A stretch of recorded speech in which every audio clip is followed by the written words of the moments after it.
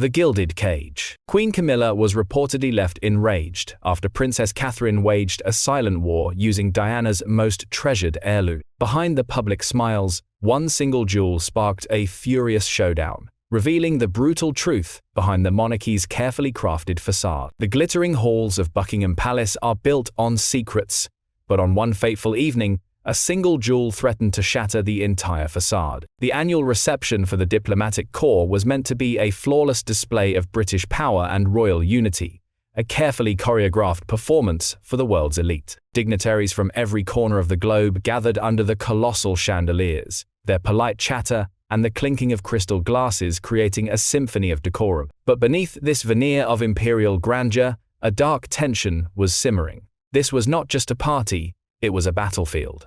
The currency was not conversation, but tradition, and every glance, every gesture was a carefully weighed move in a silent, vicious Game of Thrones. The smiles were weapons, the pleasantries were threats, and the air was thick with the poison of a long-festering rivalry. Insiders knew the truth. The carefully crafted harmony was a lie, a fragile mask hiding years of resentment and bitterness between the two most powerful women in the monarchy. The meticulously planned evening was designed to project an image of an unshakable institution, a family united behind the crown. But in reality, the House of Windsor was a house divided, and this gilded cage was about to become the arena for a devastating showdown. The night was a powder keg waiting for a spark, and little did the assembled guests know, as they admired the priceless art and exchanged diplomatic niceties, that the spark was about to arrive. It wouldn't come in the form of a political gaffe or a breach of protocol.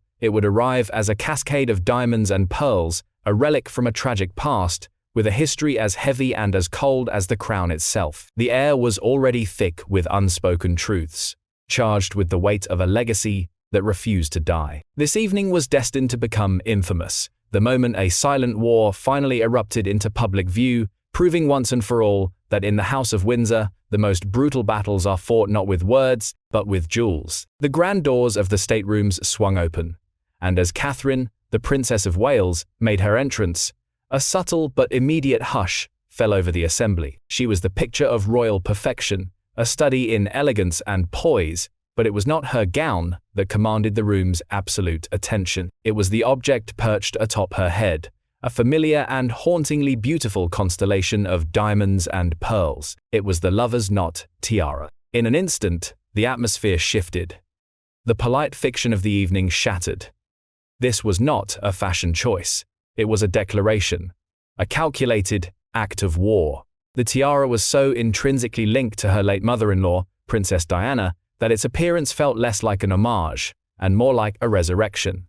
A ghost had just walked into the room. It was a phantom at the feast, a brilliant, shining spectre of a woman whose memory still held the monarchy in its suffocating grip. Though conversations timidly resumed and smiles were quickly pasted back onto faces, the spell had been cast. A chilling line had been drawn. Many had seen Catherine wear the iconic headpiece before, but on this night, under the watchful eyes of the global diplomatic community and the entire royal hierarchy, its presence carried a devastating, brutal weight. This was not just jewelry.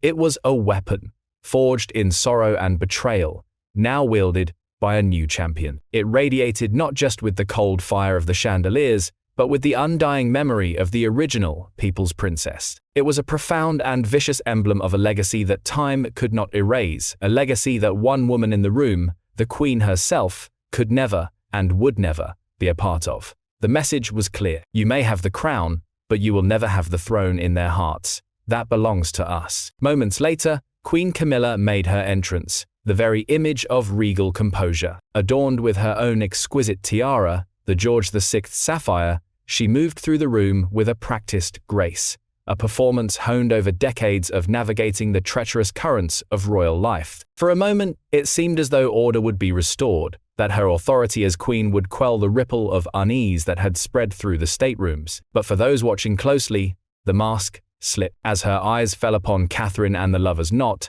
there was an almost imperceptible falter in her step, a tightening of her smile that betrayed the vicious fury raging just beneath the surface. For a fraction of a second, her gaze locked onto the tiara, a look so cold, so full of a lifetime of resentment, it could have frozen the Thames. Then, just as quickly, she turned away, resuming her duties with the discipline of a soldier. But the damage was done. The fatal blow had been struck. In that fleeting, silent exchange, the air grew dense with unspoken animosity. The evening was no longer about diplomacy or pageantry. It had morphed into a silent, vicious play about memory, power, and a rivalry that cut to the very bone of the monarchy. Whispers began to ripple through the room. Palace insiders, the ones who understood the brutal subtext of royal life, knew the chilling truth. In the complex language of the royals, jewelry is never just jewelry. It is a statement, a weapon. The lover's knot was a message, a devastatingly public claim to a legacy of love and adoration that could never be Camilla's. And while the Queen maintained her icy composure for the world to see, the true story was far more horrific. Behind closed doors, away from the prying eyes of the cameras, palace sources would later reveal that the Queen's composure didn't just crack, it shattered completely, unleashing a torrent of emotional agony and rage that echoed through the private apartments. Catherine hadn't said a single word, but the tiara had screamed a devastating truth across the gilded room. To understand the emotional earthquake that ripped through Buckingham Palace, one must first understand the soul of the lover's knot tiara. To the uninitiated, it is a masterpiece of royal jewelry, a magnificent creation of brilliant cut diamonds and 19 dangling pearls, all set in the neoclassical style of passionate lovers' knots by the esteemed House of Garrard. It is a fairy tale confection, a dream of royalty made real in platinum and light. But to Queen Camilla, and to the entire royal family, it is a narrative she can never escape. It is a curse forged in history. It is a relentless, glittering reminder of the woman she replaced, the public adoration she has never truly commanded, and the one title she will never hold, the Queen of Hearts. That was never destined for her. The jewel began its life as a symbol of dynastic pride. Commissioned in 1914 by the formidable Queen Mary, it was a replica of a piece owned by her grandmother, Princess Augusta of Hesse-Kassel. It was a tangible link to a powerful past, a crown for a future empress. Forged in the fires of tradition, it was passed down to Queen Elizabeth II, who wore it often in the early, hopeful years of her reign. For decades, it was simply a treasure of the crown, an exquisite symbol of the monarchy's enduring power and history. But in 1981, that all changed.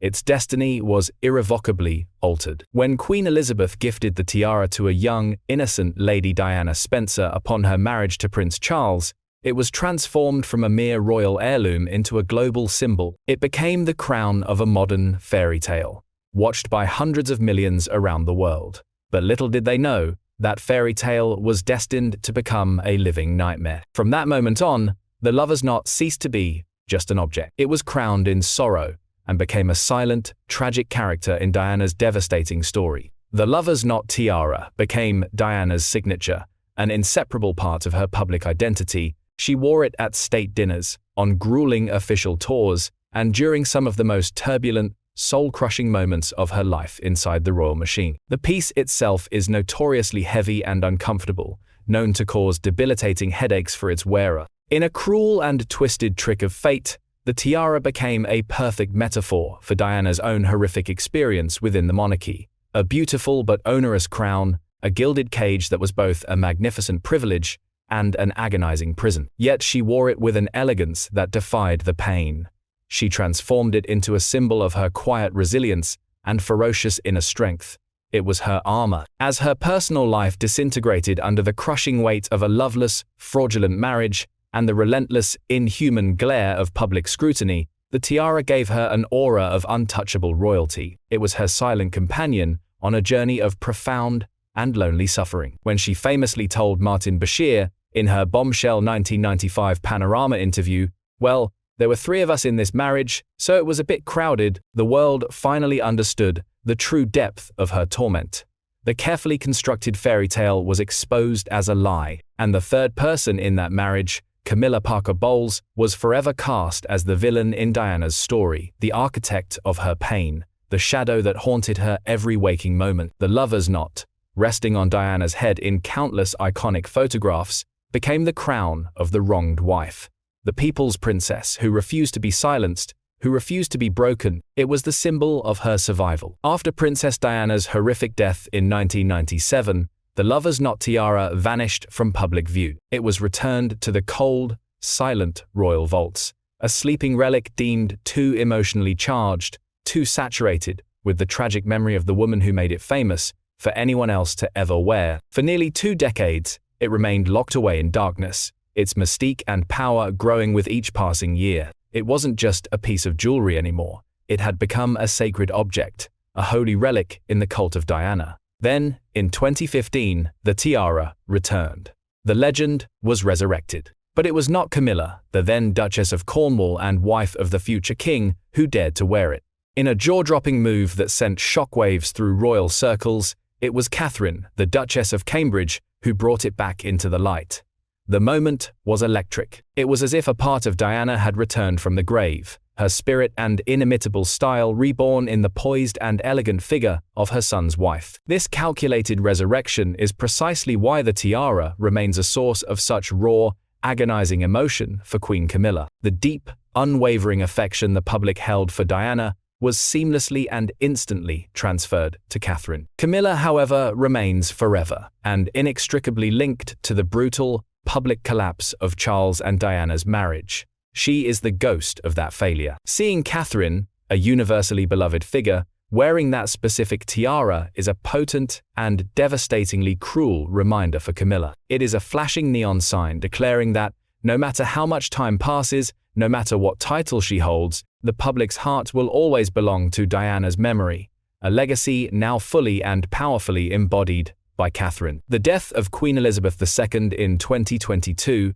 set in motion the monumental task of dividing her vast and legendary private jewelry collection. This is no sentimental process left to chance. It is a cold calculation, governed by a rigid, unwritten code of royal hierarchy and precedence. As the new queen consort, Camilla was granted the ultimate privilege, the first choice of any piece from the late monarch's famous vault. To the victor go the spoils. It was a foregone conclusion among royal experts and palace insiders that Camilla would finally claim the most historically and emotionally significant jewels for herself, cementing her new, unassailable position. And at the very top of that expected list was the lover's knot tiara.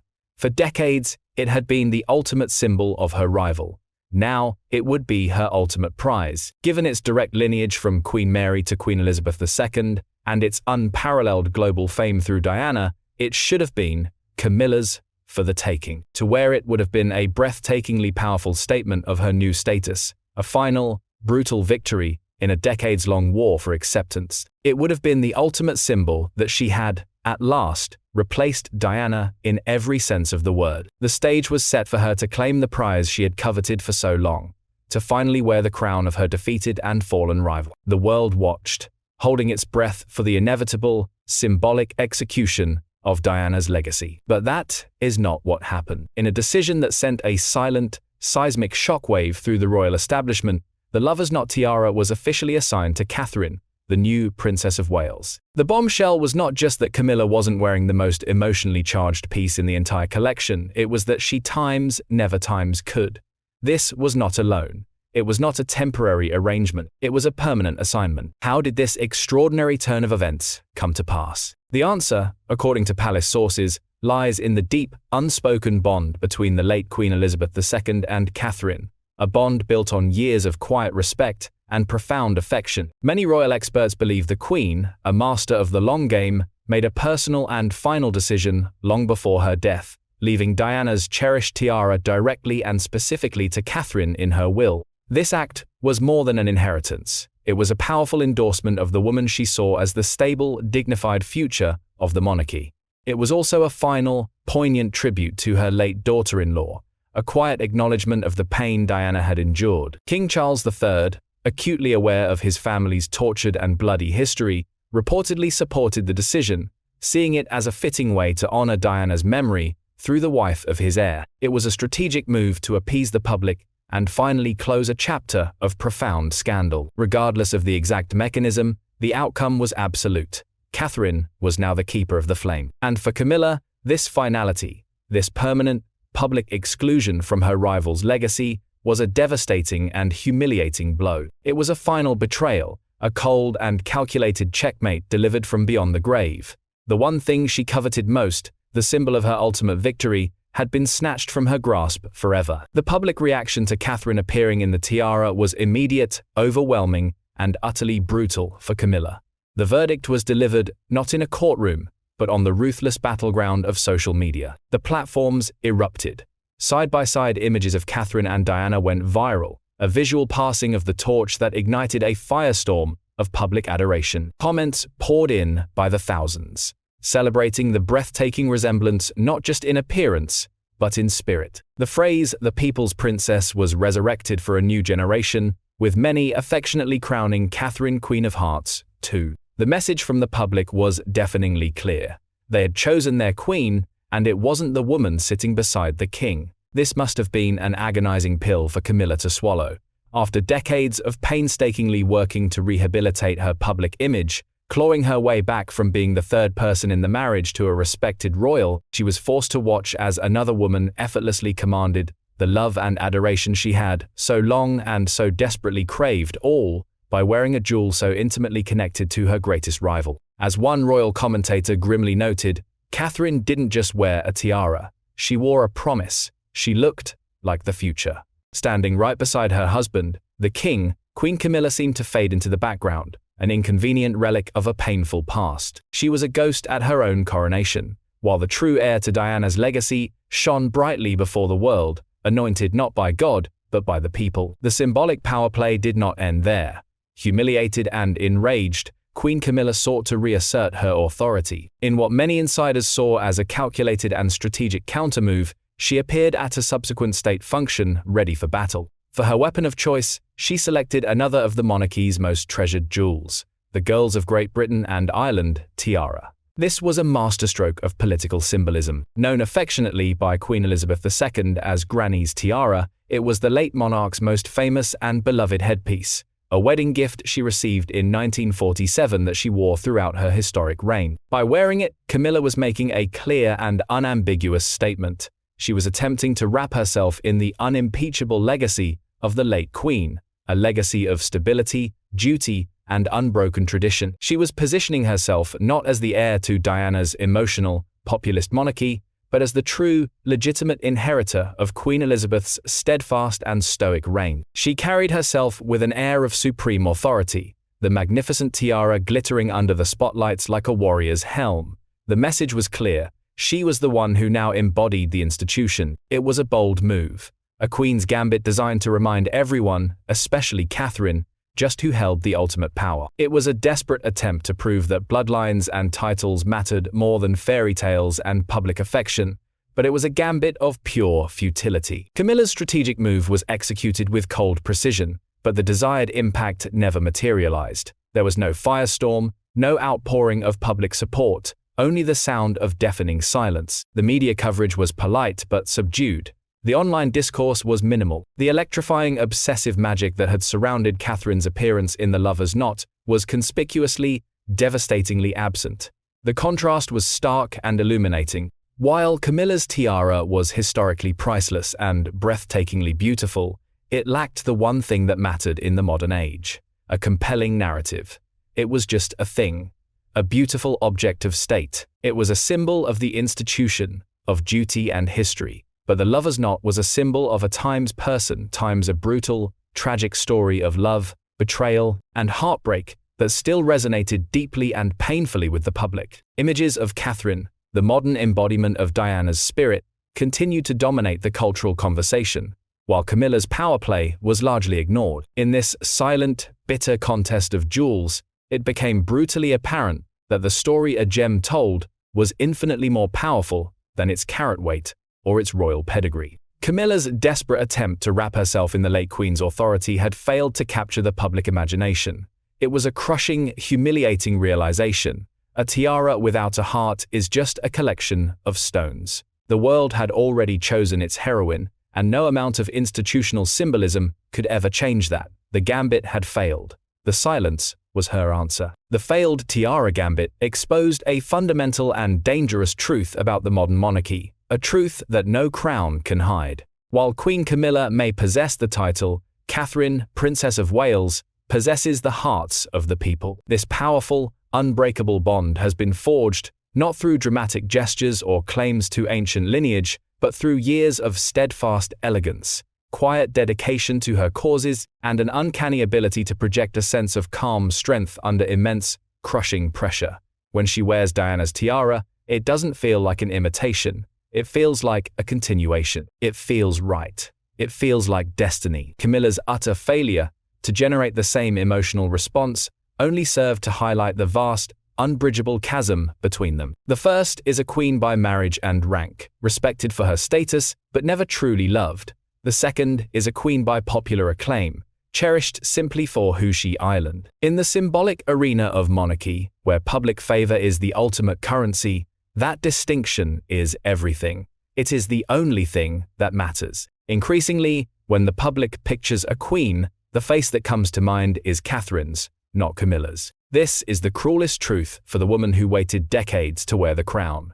She may have the throne, but she will never have the kingdom of the heart. That kingdom has been passed to another, and the jewels are merely a confirmation of an accession that has already taken place in the minds and souls of the people.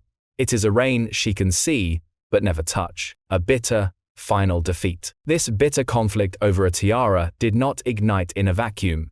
Its dark roots run deep, back to the very moment Prince William first introduced Kate Middleton to the royal family. According to royal biographers and palace insiders, the relationship between Camilla and Catherine has been fraught with a chilling tension for years. It was a rivalry waiting for a war. From the very beginning, Camilla reportedly harbored deep and poisonous reservations about Kate. The issue was not her personality by all accounts. She was polite, discreet, and patologicky eager to learn the royal ropes. The problem, as detailed in explosive books like Tom Bower's Times Rebel Prince *, was one of class and background.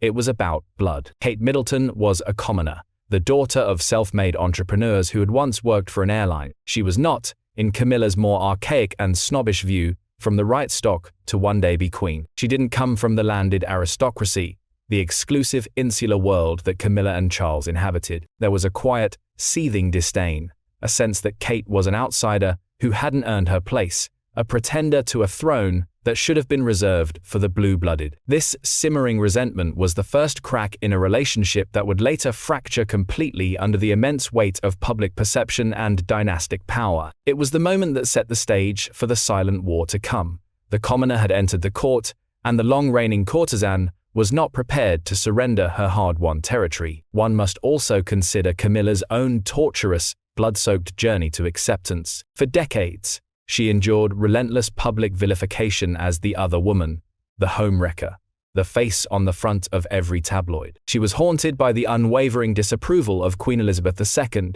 who for years saw her as a disgrace to the monarchy. Her eventual integration into the royal family was not a welcome. It was a hard-won, bloody victory after a brutal, prolonged siege against the establishment and public opinion. Then, Catherine appeared on the scene, and she was almost instantly embraced by the public and the press. Catherine's path seemed effortless, her popularity a given, while Camilla's had been a ceaseless, humiliating struggle for every inch of ground. The ease with which Catherine captured the nation's heart, the very heart Camilla could never win, must have been a source of profound and corrosive bitterness. This stark, cruel contrast in their journeys, one a battle-hardened survivor, the other a natural-born star, created an underlying tension that expressed itself in subtle but significant ways over the years. Every glowing headline for Catherine was a painful, stabbing reminder of the years of negative, vicious press Camilla had endured. Every poll confirming Catherine's soaring popularity only underscored Camilla's own desperate,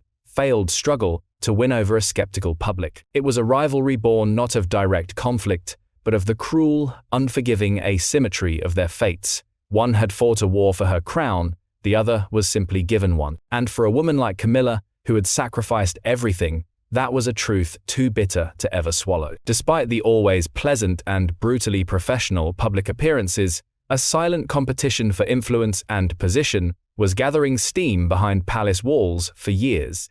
The tiara incident was not the beginning of this dynamic, it was merely its most public and potent expression. It was the moment the Cold War turned hot. It brought the core difference between the two women into sharp, unavoidable focus for the entire world to see. One woman symbolizes the past and a dutiful, if complicated, present. The other represents a bright, beloved, and optimistic future. The lover's knot tiara thus became something far more than a jewel. It became a crown of popular adoration, passed directly from one people's princess to the next, conspicuously and cruelly bypassing the woman who was officially queen. It was a calculated, devastating move in a long game. A public checkmate that demonstrated Catherine's superior standing in the court of public opinion. The smiles at state dinners might remain, the curtsies will still be performed, the protocol will be followed. But the battle lines had been drawn with diamonds, and the world now knew who was truly winning the war for the soul of the monarchy. It was a war fought in silence, behind smiles colder than any tomb. The legacy of that fateful night in Buckingham Palace is now chillingly clear. The lover's knot tiara has become a symbol of a new and different kind of power within the monarchy, a terrifying power that a title alone cannot grant. It serves as a constant, shining, public reminder to Camilla that while she may have won the king's love and the ultimate prize of the crown, she never won the heart of the realm. That accolade, it seems, was always destined for someone else. The tiara represents an unwritten line of succession, one that flows not through rank or protocol or blood, but through the raw, untamable affection of the people. In a monarchy struggling to maintain its very relevance in the 21st century, this demonstration of symbolic power completely overshadowing official titles is a pivotal and dangerous development. Catherine, with her quiet dignity and immense, almost hypnotic popularity, has proven that some legacies are not inherited by birthright, but earned by a spirit that a nation recognizes as its own. She wears a crown of a different kingdom, one built on love and respect, and that kingdom may ultimately prove more enduring and far more powerful than the one built on ancient stone and hollow ceremony. She has won the only throne that matters. The Tiara War has exposed a chilling and dangerous fracture at the very heart of the House of Windsor. The institution now appears to be divided between two competing warring courts: the official court of King Charles and Queen Camilla, representing tradition, duty, and the rigid establishment, and the wildly popular court of the Prince and Princess of Wales, representing the future, hope, and the overwhelming affection of the public. This division creates an untenable, toxic dynamic.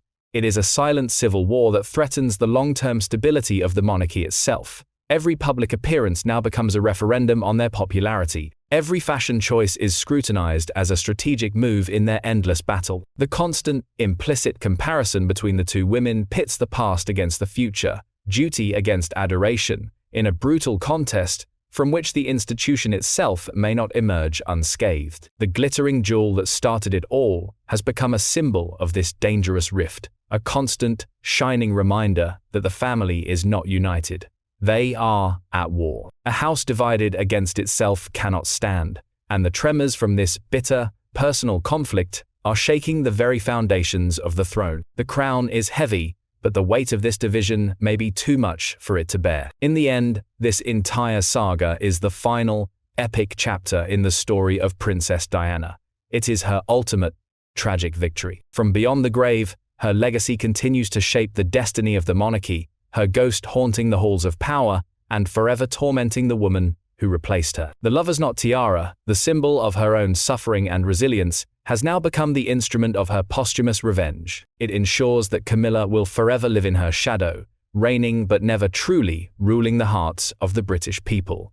She will sit on the throne, but she will always be second best. The tiara is more than a jewel. It is the physical embodiment of Diana's undying influence, a legacy of emotional power that has proven far more potent, far more enduring than the crown itself. In that eloquent and devastatingly quiet declaration at the diplomatic reception, Catherine, Princess of Wales, didn't just wear a tiara. She wielded the most powerful weapon in the royal arsenal, the unending, unconquerable love for a princess who, even in death, refuses to be forgotten. And in the silent, cold halls of Buckingham Palace, Diana gets the last laugh. Thank you for watching Majesty Uncovered.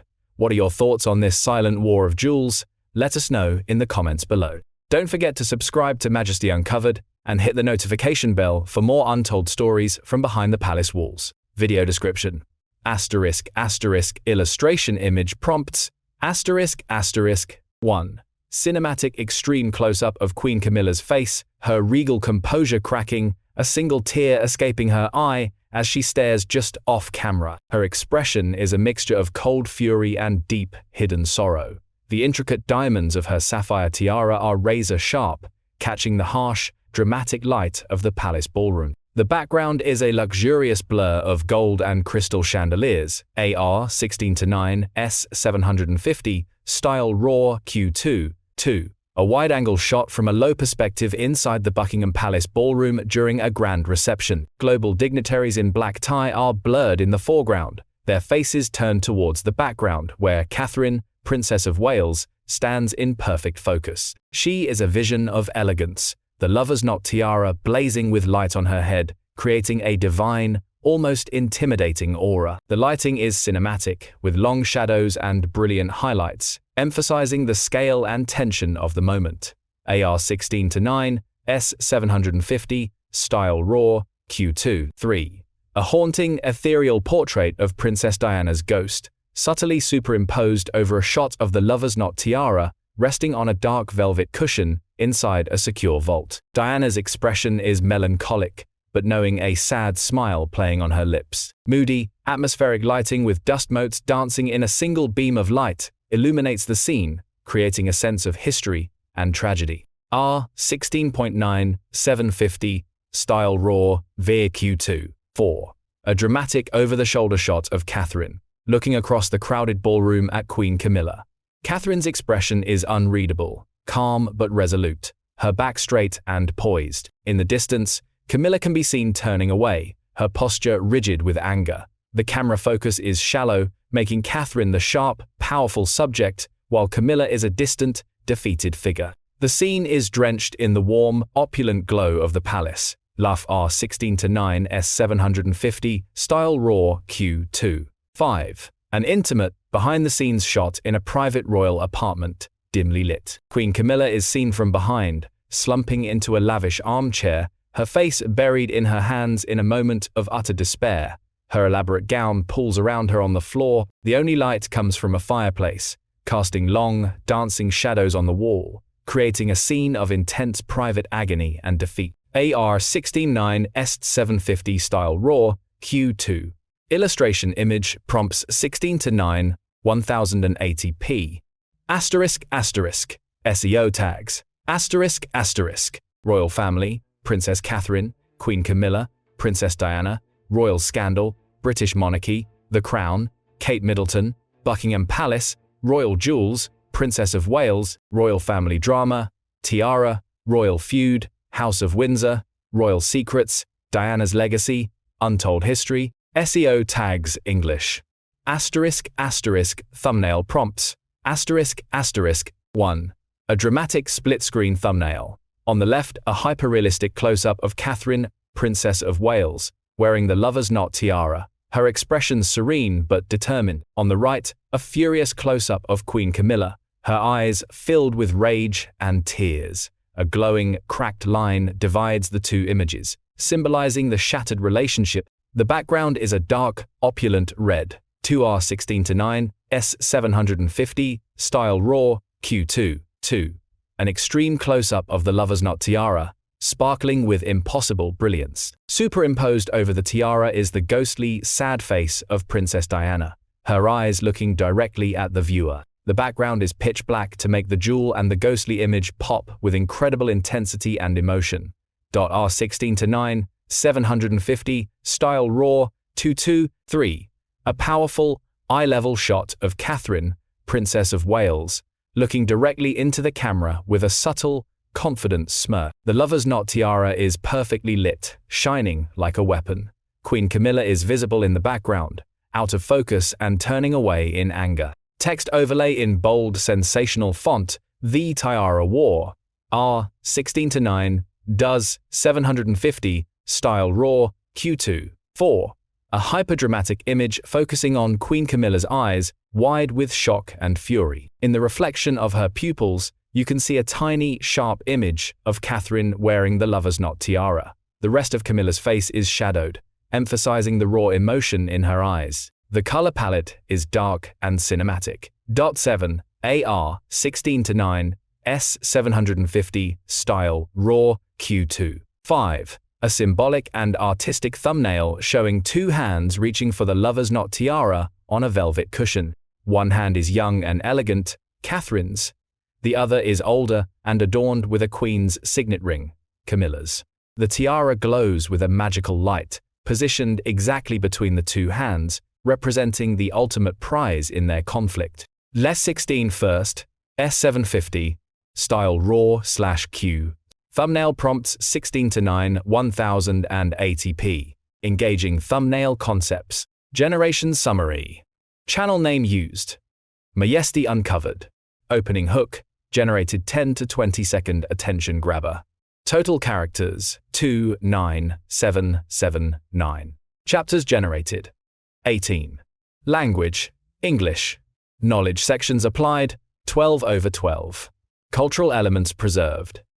Yes. Enhanced features, complete package, ready.